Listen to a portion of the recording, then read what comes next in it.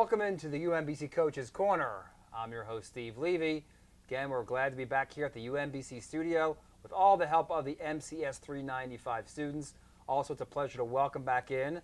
I don't know how many years in a row you've done this with me, Phil, but head women's basketball coach Phil Stern. And Phil, once again, thanks for being here. Yeah, thanks for having me. It's been a lot of years in a row. That's true. That is true. Great to be here, and look forward to another great year. So as we're talking about these wonderful students that are in studio here, it leads me to my first question, actually. Last year, the first year of the ESPN3 initiative, as we like to call it, the first year of a long 11-year agreement between America East and ESPN3. Right. As a coach, what did that mean to you, to your program, for the student athletes, for the general, for the league, and for UMBC specifically, because you're trying to recruit kids and have kids have great experiences while they're at UMBC. What did it mean to you as a coach when that whole project got started last year? Yeah, it was a great opportunity for our program and our league to showcase ourselves on a national level. It certainly helped us the year prior in recruiting because we were selling that. It separated us from all the mid-majors in the area to have that ESPN3 platform and any ESPN platform, not just a couple of times a year, which is what most leagues have. Right. Our players were really excited about it. Obviously, a former player of ours, Raven Harris, did some of the commentary, and we look forward to having her back again this year. It was awesome to see the students engaged, on the cameras and doing some things in the truck, and we're looking forward to 10 more years of it at least. Right, right. Coach, talking about another thing we're looking forward to this year, and as we're taping this, we're actually heading over tomorrow to the event center, but again, you've been here 16 years. I've been here twice that. This is obviously the biggest thing to happen in the athletic program in the 50-year history of UMBC. I know, we're kind of in a situation where we're kind of bubbling over it with excitement, but not knowing exactly when we're headed over is a bit of consternation. But overall, I'm sure excitement on your part about the move. Absolutely. It's such a tease driving in every day. I come in the back way on campus, and just watching it go up the last couple of years, it's been so exciting. You and I have been in there together a couple of times now, and just to see the different stages of the facility is just really exciting as well. But tomorrow I think we'll get a better opportunity to see how far along it is. I know that practice facility is up, and it has 4 walls, and that's the most important thing for the basketball programs, I think. And whether we play one game in it this year or 10, I'm just excited, and my program is really excited to get in it.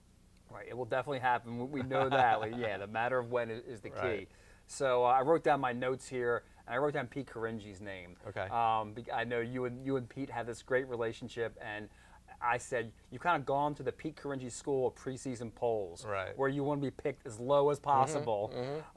You guys were picked right smack in the middle this year in the 17-18 season. Yeah. But from what I saw in the scrimmage against Loyola, the closed scrimmage, I should say, last weekend, and especially with some of the young ladies you have out that will be coming back from injury, you have a lot of talent on this year's team. We do, and first to go to the poll, and what I've learned from Pete over the years is the year Pete went to the Final Four, he told me they were going to win 2 games.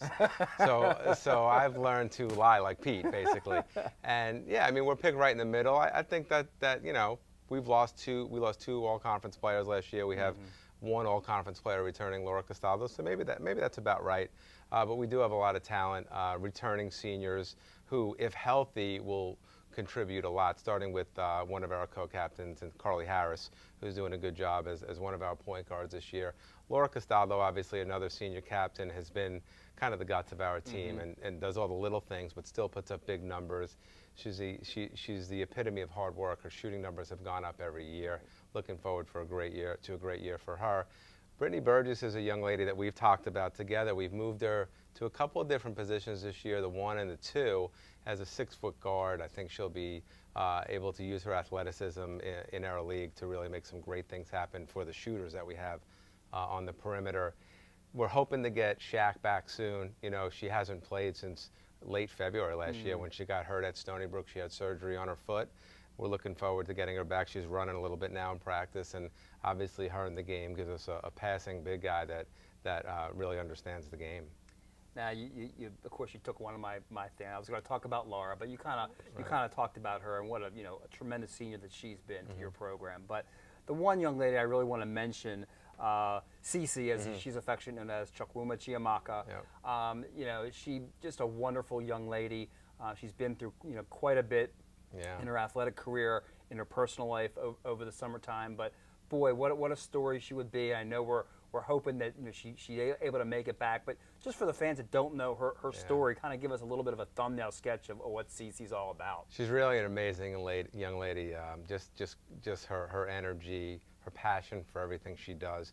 She moved here from Nigeria, went to junior college in Arizona, taught herself English, and was a great junior college student right away. And when she came here, we found out about a month into it that she didn't have an ACL. She didn't even know it, and she was the hardest working kid we had. She had reconstructive surgery. The doctors had told her she'd never play again. Here we are now, a couple of years later. She's going to give it a try. We couldn't be more excited to see her on the court. Unfortunately, she rolled her ankle, of course, the other day, but we think we'll get her back in a couple of weeks. Her personal story, too, is harrowing as well. She did go back to Nigeria for some family things this summer, and we were glad she got to go back there. But she's the kind of kid that I think everyone would root for, and I hope everyone gets to see her play this year. Definitely. Coach, lastly, talk about the schedule, the non-conference schedule, I should say. Have a lot of interesting home games to start it out with. You have American late in November, then Columbia and Denver in a short span there. But talk about the non-conference schedule, how you try to design it, and how you hope to prepare the ladies for league play. Yeah, we're going to start out in New York, mainly because I'm from New York, and I like to go back there, and we like to go eat some good food. But we're going to go play Fordham and Hofstra the first weekend, but we're going to go up early and take the team to the 9/11 Museum and get a guided tour of that. I think it's a great educational opportunity. It's near and dear to my heart also, and I think that they'll really, they were so young when that happened. You don't realize when you tell them we're going there, and then some of them were a year or 2 years old when 9/11 occurred. So we're excited to bring the team back to New York City, have an educational experience, eat some great food, and hopefully get a couple of wins on the road. We'll go to Fordham on November 10th, play a really good Atlantic 10 team with a first-team all-conference player, then head to Long Island, play a pretty savvy Hofstra team with a lot of players returning. Then we'll come home for a couple of home games, and obviously I love the RAC. You love the RAC. We've been in it so long. Last couple of games in the RAC I think will be pretty historic for all of us, for the men and for us, and hopefully get a couple of wins, send the RAC out the right way. And I think by the time we get into December, we're talking about playing a couple of teams we don't play that often. Denver is coming out to play us. It's nice to play somebody new that's not in the rotation normally. Sure. We do have American coming to town, and we've had some battles with them the last couple of years. We'll renew our rivalry with Towson. We'll go up there this year, the Tuesday before Thanksgiving, and we're excited about the Thanksgiving tournament at the Naval Academy. It's always a great place to go and walk around a little bit. Beautiful arena, and we'll play St. Bonaventure, another A-10 team, and then either North Dakota State or Navy. And we'll also play another local rival that we haven't played in a couple of years, George Mason, a team who has a UConn transfer, a fifth-year kid on their team this year. And so the schedule certainly will get us ready for the rigors of the America East as usual. Coach, we certainly appreciate your time, appreciate the visit, and hopefully the Coach Karinji Karma will be upon you guys this year, and we'll see how, hopefully a very successful season, both in non-conference and in America East play. Appreciate it, Steve. Thank you very much. Once again, check out women's basketball. Anything you want to know about the Retrievers, their schedule, all located on the website at umbcretrievers.com. For the Coach's Corner, I'm Steve Levy.